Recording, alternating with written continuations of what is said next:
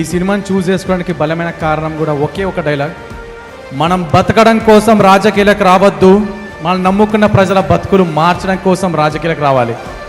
రాజకీయం అంటే ఉద్యోగమో వ్యాపారమో కాదు, ఇది ఒక సామాజిక బాధ్యత అని మళ్ళీ గుర్తు చేయడం కోసం మాత్రమే ఈ సినిమా చేస్తున్నా.